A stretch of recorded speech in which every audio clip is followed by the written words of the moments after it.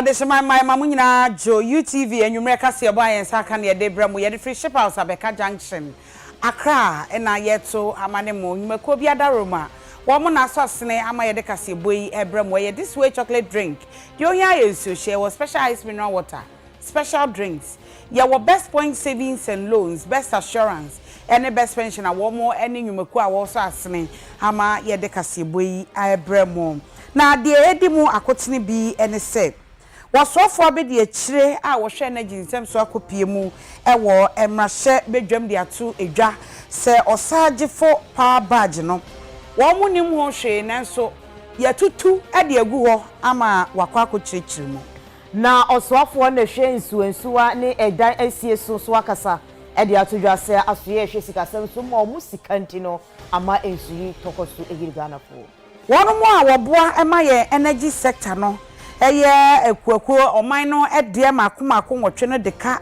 2.4 billion dollars ama osofo abedi akira kwa akochichiri mu omraso bedwam say ya ditumanim se petrol tankers for se omo ate atue fise kwanye ene asamde aba omo atwe asensei already achikwe ise na application na wode ekọ court no no obisa stay of proceedings no ene yetu akwa akoshe July da etoso enan ewo high court adesha mu wo breman so tu mu ewo mfimfiri mantemu mu kire mu sa de boa ma setena mutu mpo mu ne bi enti aban me yo momoa SMP ka ho ne de bremo kasebo emu mi din de akosi asapon ne akua ajewa akode afi kasebo no emu ensem eni group chairman awoda Standard Chartered Bank ano ewo ewiase nyina eye Owura Jose Venals waba be piemu ewo Ghana maimu asei akomampanyi atenaye akwakochia no na ne nsem bi odi tudwa ene o kyerese wo mo ahyeda aba se wo mo pese wo mo di sika ehyem o mo invest wo Ghana maimu asei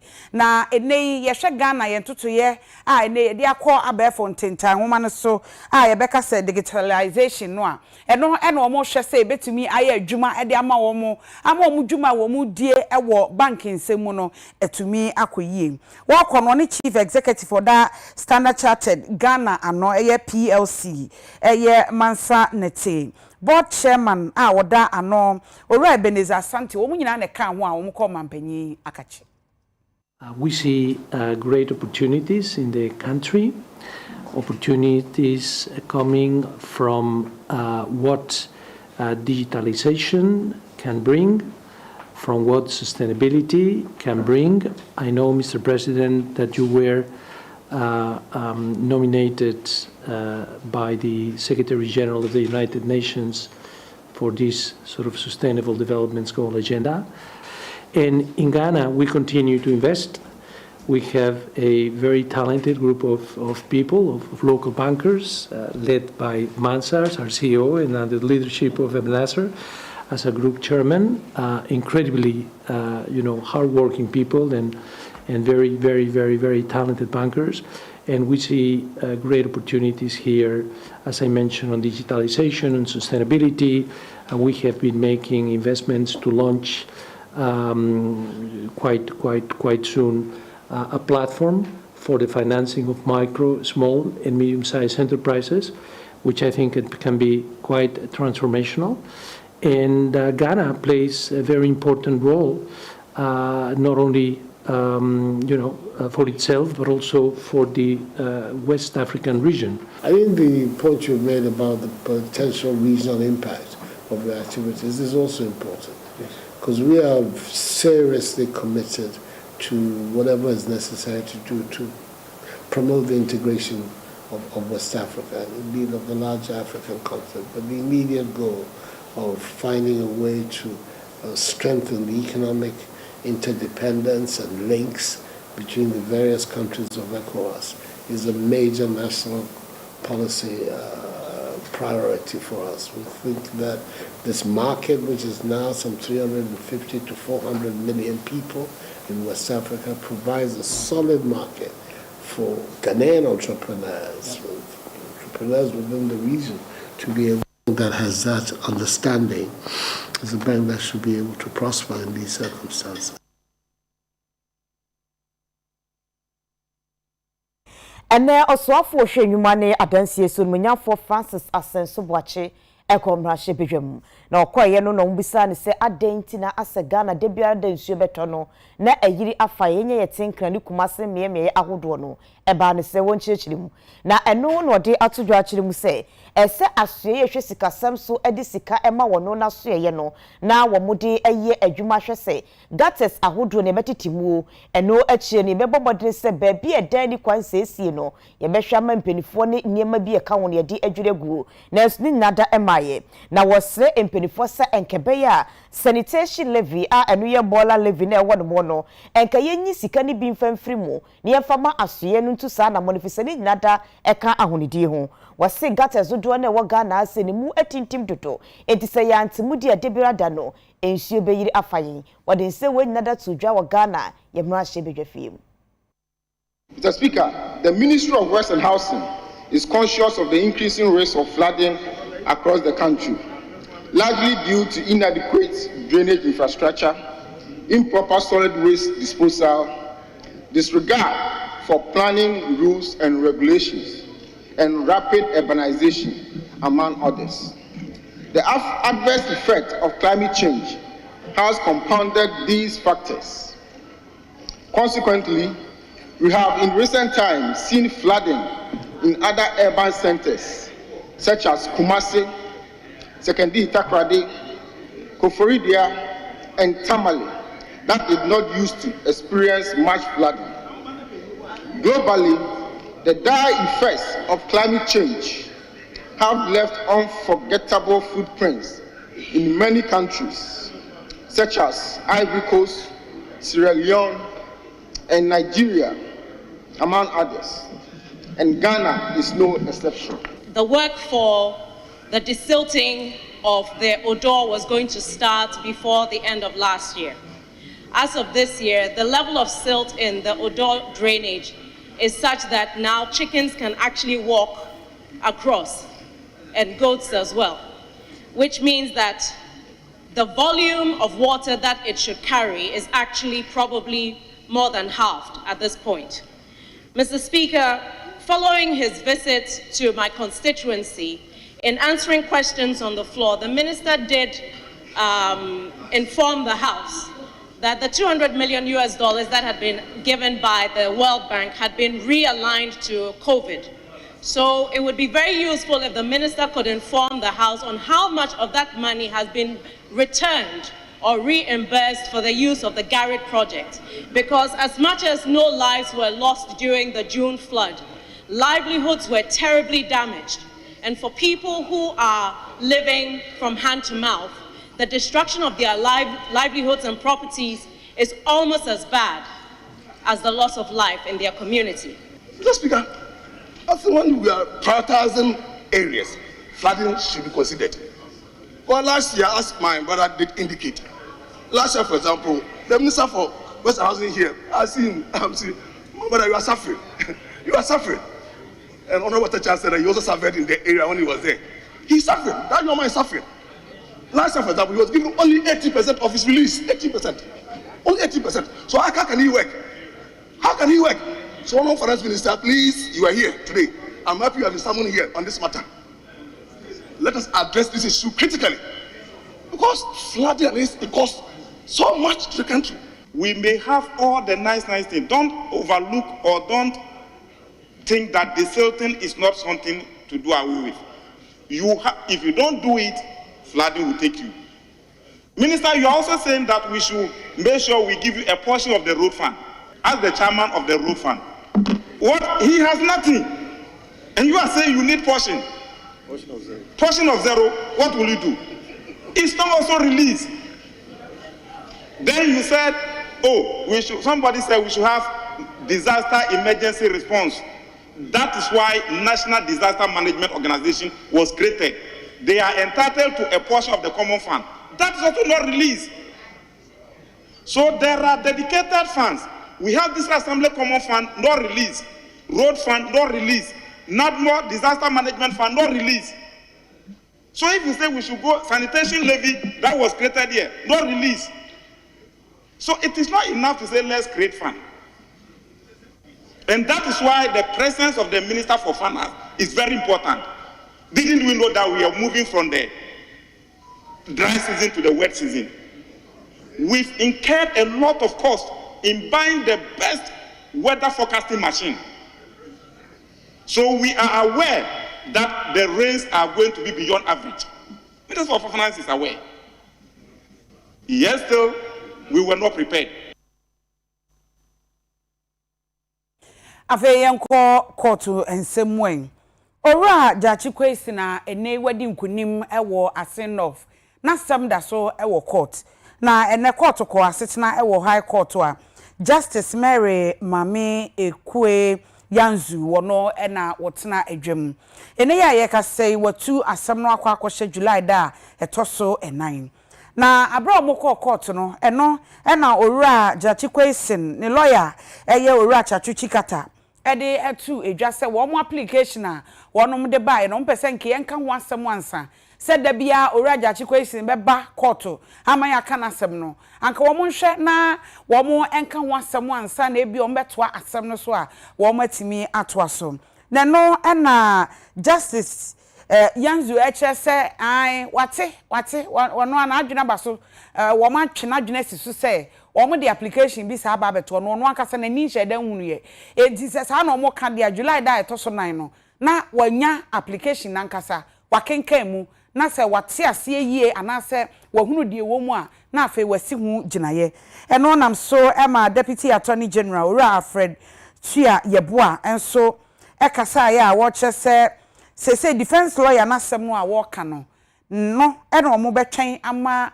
oman no so anase court no akenkan mu ansa na ginaye bi ewo mu a wo de aba betudwa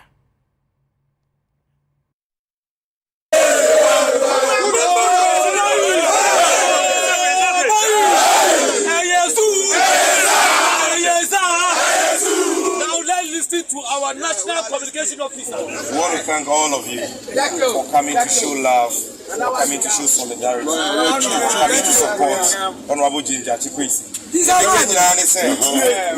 NDC Amanyoku Ninamu, Mijina Yura, Honorable James Jachikwesi, Mijina Yapapa Yura, Yadina, His Excellency John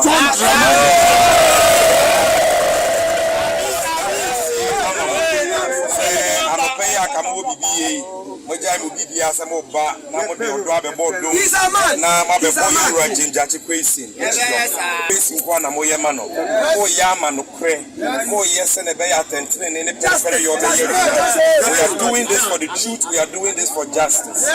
Unyame Wayafa, Nukre Wayafa, and Nutin at your town for the Shayina.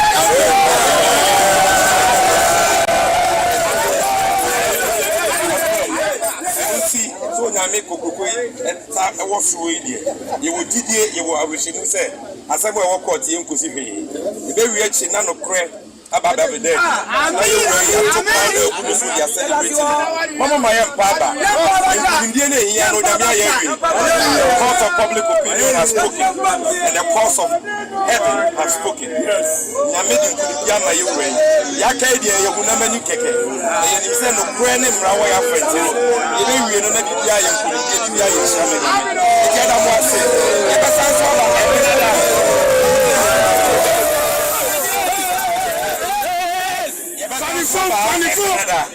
Ebinada 11 AM ye bani aba beto asemu isu enti ye beto ye sa frem mo se mo be san so aba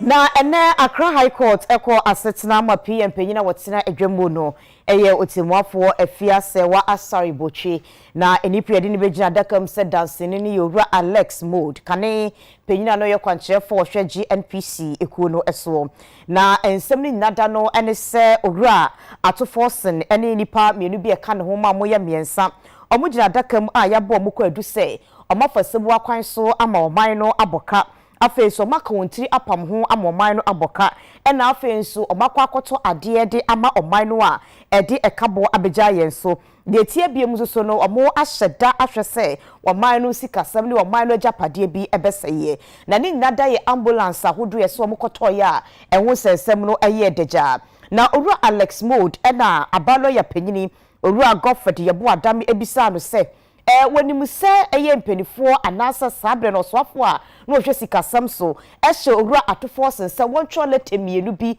emfa nkoma nipa mienu bi ana no wose me de se me ka se mani twa lete bia so na meboa ma hu lete bia na letter wo ka na asam no de dika no ne se letter na sambre no swafo hwe omei yesika samso e ka chi owura atofo se no yo swafo abedi akira wo hwe sika samso se won tro no ba ko no na wo tro akoma Bank of Ghana for say enu ye letter of credit omo e tro edi akoma Big C Trading Company for se omo ne yam omo kwan so omo fa ambulance mreye no ye de shake na se ya tro letter de abre omo ne ye to so mienu na ye letter no ene se o tro letter edi akoma controller and accountant general of penny for say omo fa sika ye 800,000 Ghana cedis emma asoye ye hwa apomudine so na ye ntimi infantry ambulance no eka eno nso ohu ya na wasini nadawe hu na ambulance na ye ahanu 200 na empenifo etenase edi asem no a owura Alex Modo ye adansi ni otoso mienu ba ye no wase woni mu hwintie nam so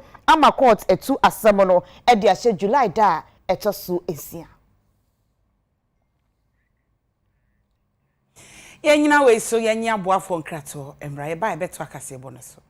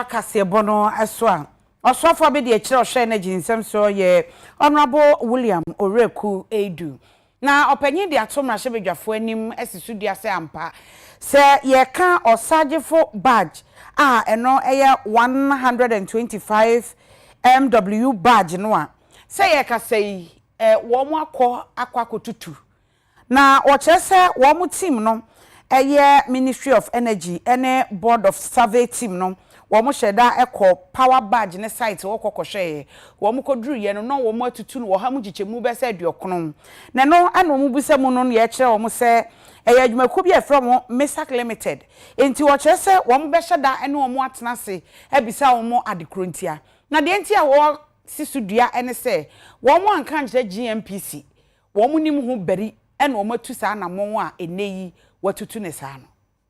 From the interaction with the community, chiefs, MCE, and police, it was discovered that Misak had already commenced the removal of some parts of the badge and other metals without proper recourse to GMPC. In line with the Public Procurement Authority guidelines, as mentioned above, GMPC constituted a board of survey to physically inspect the badge and recommend best disposal option. On the 9th of February 2023, the Board of Survey team visited the badge site and provided a status update in a report dated 28 March 2023. The team observed that about 90% of the OPD at the badge was dismantled. Through interactions with the local community, it is believed that Misak Limited carried out the dismantling of the badge without engaging GMPC to formalize an arrangement or an agreement as directed by the Minister of Energy. Mr. Speaker, may I ask the Minister for Energy whether he wants to halt this process for the conduct of a forensic investigation into the badge by an independent entity, noting, for instance, one, that in one of your answers in page 6, the third paragraph, MESA even commenced dismantling the badge before authorization. That is illegal, that is unlawful. And it's captured here when you say that requested that further dismantling of parts of the badge should be prevented. That was your directive. Then, Mr. Speaker, when you come to page 7, paragraph 2, again the minister states, engage MESA Limited to formalize an agreement to share the revenue. Which part of the revenue? Is it the 60%? Is it the 40%? Which part of the revenue? So, Mr. Speaker, will the minister consider halting the entire process and open this to a public advertisement for people to bid for it, since MESA is jumping before the gun? I thank you, Mr. Speaker. As Morocco with the batch, we go to because Monkrofai we benefit from the batch now way to what on. Nani answer the mom the oil car the ampa the first batch a private company our friend Misak we go to without one man another one fact order for through the government. Na wash and who we go to on into why investigation we who there a corner of father okay the mazino on yet on into Wama waje manana wasn't the maruguna kwim there they will look into it because original agreement in the Obama government befa 60% now no for 40% but it's work to tuning now without that agreement into waka change their own jay now me as a member of parliament more am one way there as he oko da check nyimpe we hu there kwana anomo na otutu another corner for that okotutu batch na what or scribes na what on no one for kon papa do na government onya ho hwe on punishing one chin one year hwe we je bibiare egu na ohom kakran.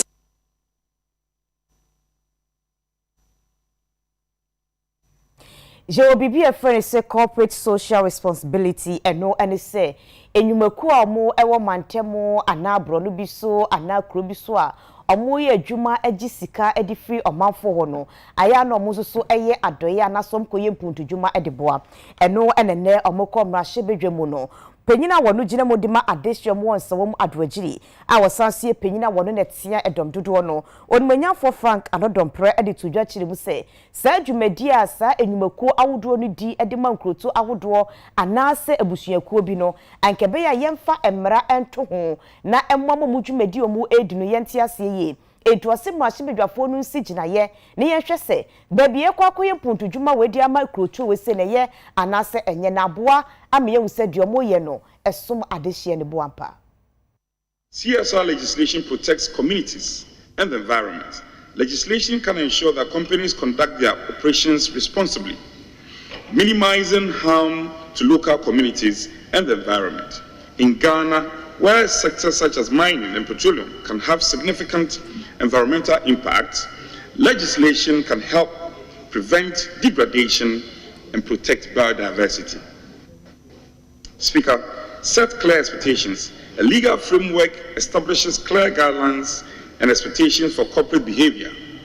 Companies know not only what, but how they are expected to contribute to society beyond their primary business activities. Promote sustainable development. CSR legislation can encourage companies to invest in sustainable practices, contributing to national goals in areas like education, health, and environmental conservation. This aligns with Ghana's commitment to the United Nations Sustainable Development Goals. Speaker, encourages economic equality. CSR can help address regional disparities in economic development. Companies, particularly those extracting natural resources, can be required to invest in local communities, improving infrastructure, education, and health facilities. This direction can only come from legislation. The issue of environment is also critical when we are talking about corporate social responsibility. If we call organizations, whether manufacturing or service, to be responsible, we want to ensure that in the immediate environs where they operate, Mr. Speaker, they are ensuring the environment, the resources are able to satisfy today and future generations. And so the issue of environment in corporate social responsibility cannot be overemphasized. The third issue is accountability. Indeed, today, we've left many organizations at their own beck and call to choose what they call corporate social responsibility. In the process, many organizations have pushed resources into activities that are not consistent with what they do. Many have even spent money in areas that has nothing to do with their operations, but we call all these corporate social responsibility. And I think that if we would have to legislate, we have to take it. I believe government has a critical responsibility in its normal operations and even special operations. Yadaswa ewo emrashe bidwem. Abanyuma makumako own enterprises. Ena wonom de ka VRA, ECG, Netco, Gridco, TOR, ena fe Bost, We Power Authority, GMPC. Na one more do omo kan ye keka ni nyina bomu a eye $2.4 billion.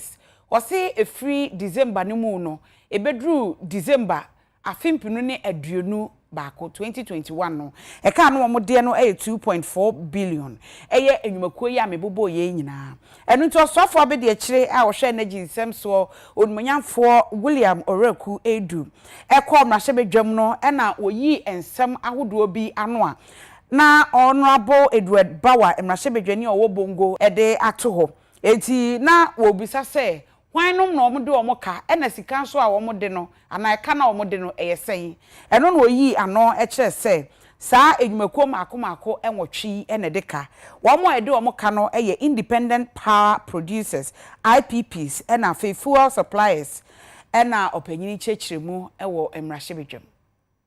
I rise to ask the Minister for Energy the total indebtedness of the following agencies and who the creditors are: VRA, ECG, Netco, Gridco, TOR, Bost, We Power Authority, and GNPC. of the state-owned enterprises, namely VRA, ECG, NETCO, GRICO, TOR, BOST, Bui Power Authority, and GMPC, as at December 2021, per the validated debt matrix published by Deloitte in May 2023, is approximately $2.4 billion. The creditors are mainly stakeholders, IPPs, and fuel suppliers in the power supply value chain. Thank you very much. I appreciate the Minister's response. Mr. Speaker, the Minister has given a bulk figure, which in itself is an estimate, $2.4 billion. Can the Minister segregate this according to the individual agencies indicated in the question? Thank you, Mr. Speaker. Mr. Speaker, that information is available. Unfortunately, I do not have it currently presently with me. So I will advise my honourable colleague to Honourable, did you say that it has been published since May 2023? Very well. Honourable Member, it means that it is available in official publication. Petrol tankers wo Ghana ha se no eye ne se omo ate etu efri se kwan yo monam so no eye se bebuse bi ekronto kwanfo kwanbone kwan tantan pa enti kopum ebra mpenifuo ebeye kwan ne amomo no mo enkwa adwuma wo ene de fango efri takrade tema ekokumase ne meyemeye ahodo no na eba no sa na akwakoye eniha efri se wo hwe baabi a ye to fango ahodo ne mfamaja no a na eho eye akwa atwintie nam so emosoafo wo no na hwe akwane akwantipo so me focus ya mwakwata na ni huancho ene petrol tankers ekosie enhiemu na enhiemu no madwen akobenkrum se yebepaw abedweko nipa nso wo mu na omatena se ahwe mo nsem no akade amom afenso yebebo modene se ekwan no dodo na ebeye ne ntentem so ede amom tie nam so amasa atwiate no mo eteye no omo atwe asensen. The union has decided to suspend strike by midnight today, 29th June 2023, based on the following conditions. 1. Though works are currently ongoing on toll road and the contractor will increase his equipment holding on the road and ensure that riding quality is improved within 3 weeks. 2. The access road to the depots in Kumasi, Thakrade, and Bupe are improved. Works on this access road will be commenced by tomorrow, 30th June 2023. 3. A 7-member committee is formed. The Ministry and Road and Highways will give us 3. Then 4 from the union has been set up to monitor proper of projects of the works in Tema, Kumasi, and Bupe.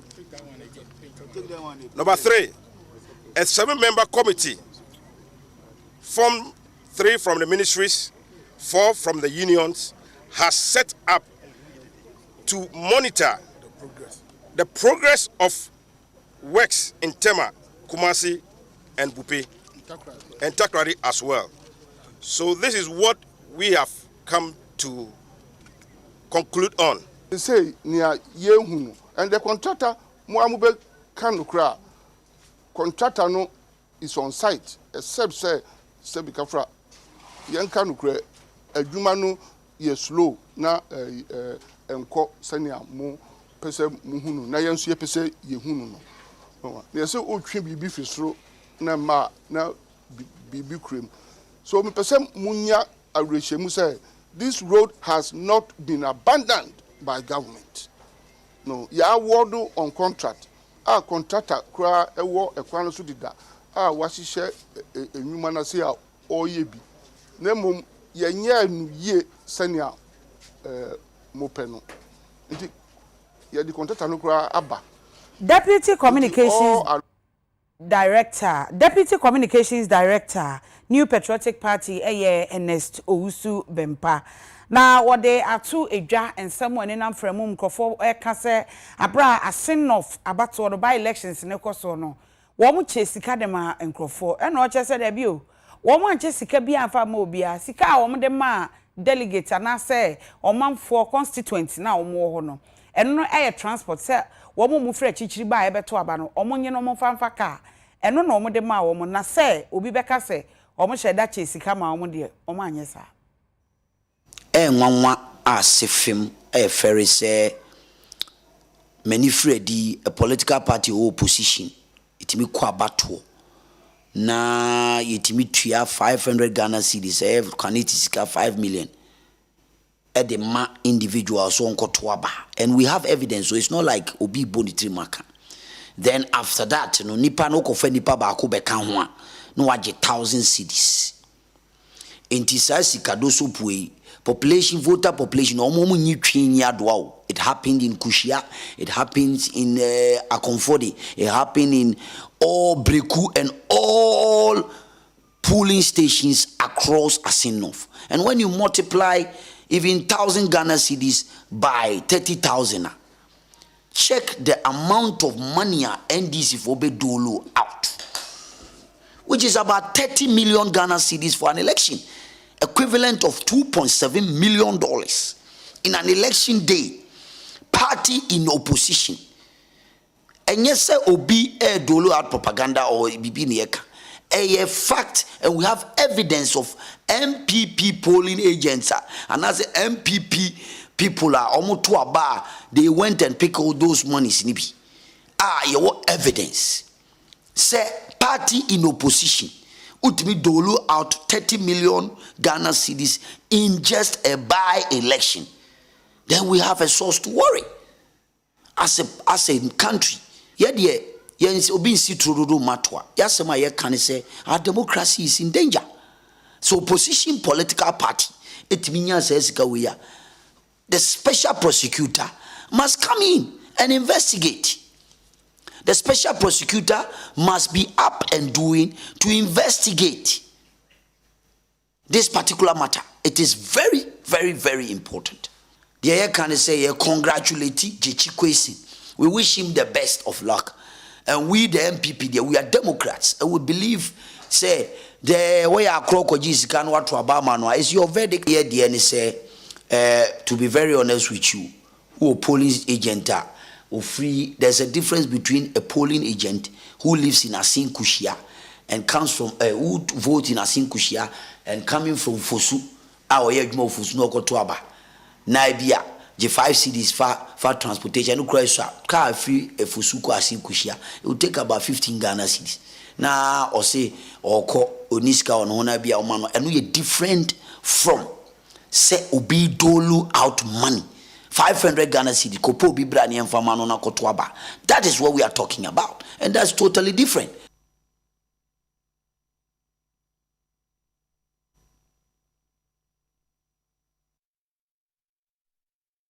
Yejina we say so ahome aba ye ba beto akase bone so.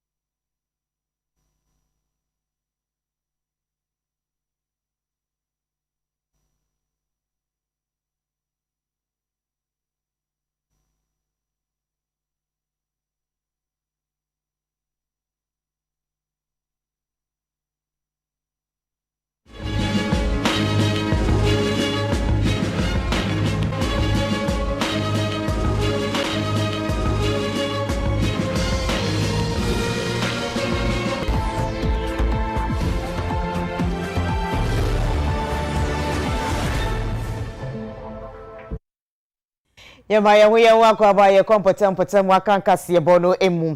Ewutu Bontrase Senior High School Technical no eno ewo emfimfiri mantemu. Nene ukoduro no ma ayreho asefim se fise eniema ese enkoda ne sua no ade se ebimu edane no anase brebeka so mo divert no. Fise bebi ombetena asua de no ebi ni ho eno akire no omo ni kane anadwo mu di sua de enkunyo ombetena so nso akwakoya asem bebi ombeda ede entiama enkoda no kasa sempinifo se omuhiamoa. Bontrase Senior High Technical School no ewe wutu senya mensini wo mfimfini mantemu. Emfiempini ne du na 2014 mu no ochire mu se santo asosuku we no wo mu esi ye de si honum. Na wo mu ebie suku no ano na classroom block no ba ko pe ena na jese wo mu awie protein. Na nanka ye no wo mu nwie nanso so no mo pese nkwada ne nya baabi ekoko sua de enti ena wo pentem ebie ano e de man kwada no. Befo mo ne womu enya akandie papa bia ma school dan na krampo nso ye nto aso no womu enya baabi mpo atena ama womu ahua ade afen nso akyerɛkyerɛ for office krampo no emmaaye enti womu tete nnua sesa na da bia kyerɛ sɛ womu de ɛkyerɛ emofra no ade ani nyina no enhyɛ da emmo nsuo tokora da na kyerɛ sɛ ko womu ɛkyerɛ mu agya na bia nso ni wono nti nkwada no anam so ama womu gigyeje womu anade gu mu antene so a ne nyina na nhyɛ da emmo a womu apɔmuden nsɛm womu ɛtron sa de friend penifo so womu mra womu nsra ban mu no mo enhwa won senkan yemfa mo se na be ya aka de eboa ma nwoma sua gina brane no ekoyie ede ma eye enkwada na setena hu nsem wo adesua famwo no wo mo so ensa ebetimi akan bi like bebre yemfa na se bia nke wo electricity nke toilet no nke bia betimi aye bibi because of any electricity any toilet any insuo su bebre so ebia pioters sometimes pioter na timisa just like omukofo biba so sometimes nso come to me din crop for this omufa bush road ni kofie na ye road no so enya papa ebi mu krampo timi nya azem because of road ni nya papa nti e pa omu chos like so ombe timi aboa ye ema so ombe ma ye light na toilet na ye ni nsuo ena electricity anke ye wonsuo a anka maybe obi betimi a consider so very basic toilet amaye ba ye ni nsuo ye ni electricity say ye nya nsuo a ye betimi yanka say maybe ye betimi aye yanka toilet na ya flash ba ye ni nsuo ye ni electricity me say me ba say me electricals me ba na ye ni electricity nti sisi am ye BC na am santi aha me na me djuma mpese me ye ni electricals ba isi am papa kra ni nji say me wo sa school na ya like teachers physics ye ni teacher ni to counseling na ye electricals na ye school dan no so ye complete inso ne mu na kra na e wo say ye cut up ho na ye complete say ye cut up na ye kwasua de ano so ha ye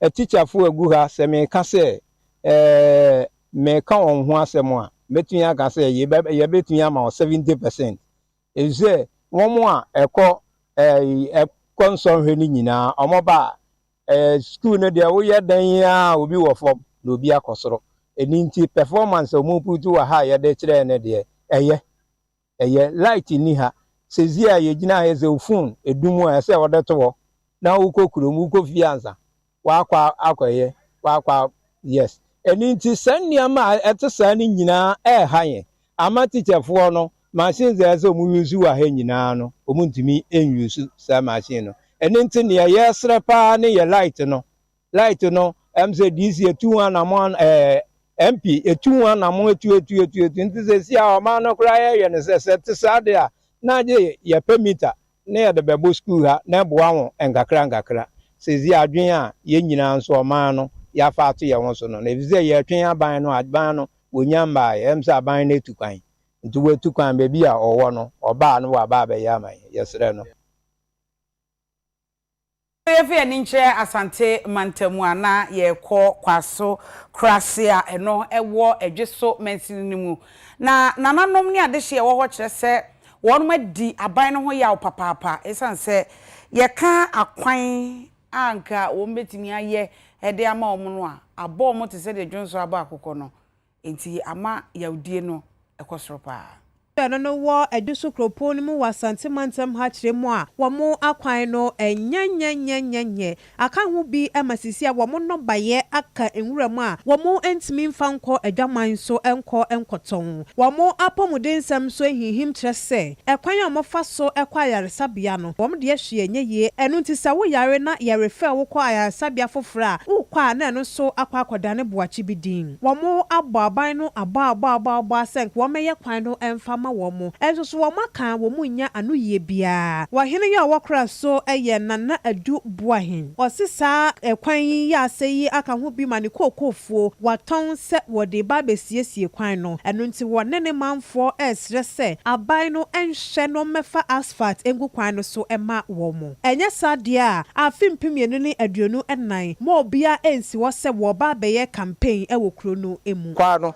se ya na eseko wo frɛ ka akra so mra mefa wa ekwano nti oma aha ene wo mo faduane kokwaso no adwisu nyina koko no nyina aha ne wo enti eyesa na wo mo ntimi mafuro enu ase nipa for form sensuo no toye no ka bi e ma enti wo mo nam form fie ba 4 miles away ene betwam ko oh ai ahomte sempa MP ni DC aka kire wo ma obi emua enti na me amape bosu me koko na me ton ye nam de ye sa adwuma no kwan eda ho be se fie bedu echi ne fie fie emfa so da etie ha kese ba ko eye kwan no de sra bai epedifo no meboa yen na kwan ye ni ade ahode kakra ayi meboa yen ne empese ekwan ne de no kwan me no so ma me ya abato de de o mu si kura so me campaign ho e de be kan no ekwan de no kwasem ni ese ye ka pa promise bebre na aba last 2 years ye be ye farmers day wa ha MP MC no mu nyina wa ha assembly se atwa ho ahye nyina no mu nyina wa ha o mo be hye aboso be ye kwan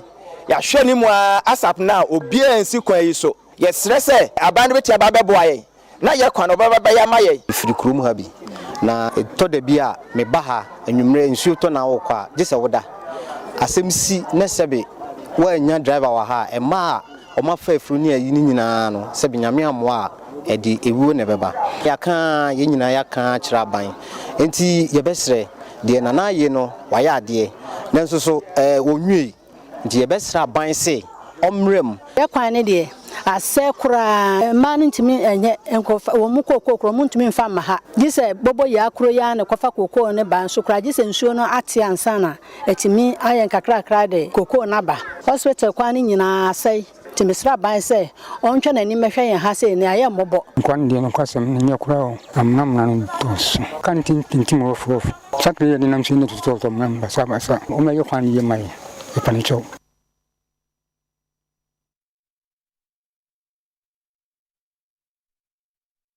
ye wo school ni ye wo school ene ye wo kwan so ni ye wo kwan ohene ne se ohene oyi no papa no teacher ni no o se aba na tu kwan beti de ebe eti na point je se ja mo akasa hyase ebo mo ka hye mu ni ma ona mpesumfo ya sam abusia no so na ye gina na ye de kasebo no aba na wiye obeka wuti no wase ayo lawless locks natural hair studio mo na ye mitima me 0244 423201 ofro mo pe no ma yuti ama me din ade akua ajiwa akode emene akosi asapo yama mo ni hwa ade